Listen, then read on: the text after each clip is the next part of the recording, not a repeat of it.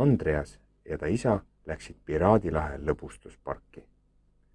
Kõikjal olid põnevad atraktsioonid, aga Andreas ootas pikisilmi kuulsa piraadietenduse algust.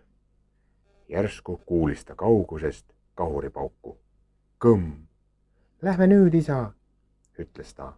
Teeme kiiresti, muidu me ei näe etenduse algust. Etenduskoha juures seisid 2 piraati ja ajasid murelikult juttu.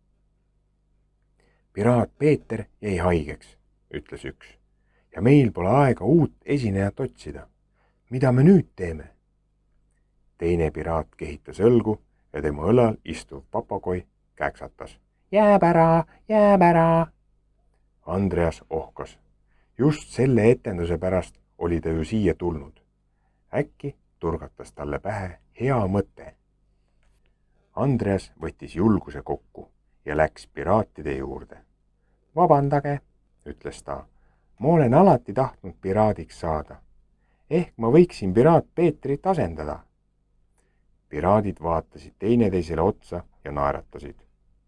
Tule meiega, kutsusid nad ning viisid Andrease ja ta isa lava taha.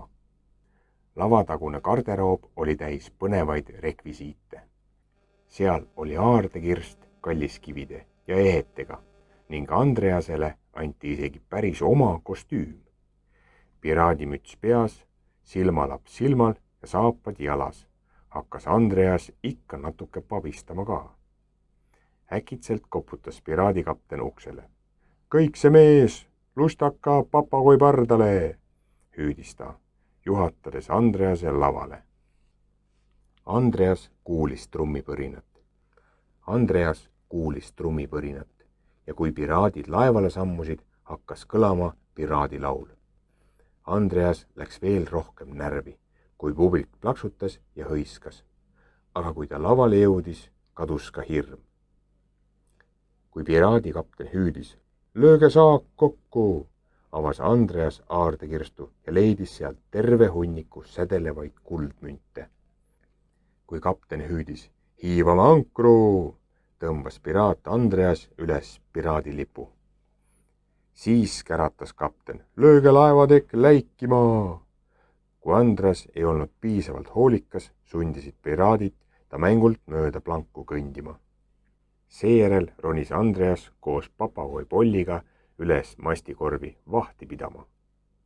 Mulle meeldib olla piraat, mõtles Andreas läbi pikksilma vaadates. See on palju põnevam kui publiku seas istuda. Äkki kuulis ta valju, lirtsuvat ja pladisevat heli. Mis see veel on, hüüdis ta. Ta ronis kiiresti alla ja sattus silmitsi hiigelsuure lilla olendiga. Olendil olid suured hirmuäratavad silmad ja pikad vingerdavad kombitsad. Mida mu silmad peavad nägema, hüüdis Andres. Ta haaras piraadimõõga ja käsutas. Tagasi vette, kole koletis. Sa oled ikka tõeliselt hirmus piraat, ütles merekoletis ja hiilis vaikselt laevalt minema.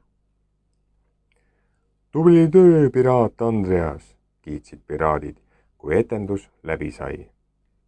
Maa otse ees, hüüdis Andreas ja kõik tantsisid piraaditantsu. Isegi papagoi Polli tantsis ning publik plaksutas ja hõiskas, kui Andreas ja piraadid koos kummardasid. Sinust saab suurepärane piraat, kiitsid kõik. Andreas oli väga õnnelik ja ootas juba päeva, mil nad uuesti Piraadilahe parki tulevad.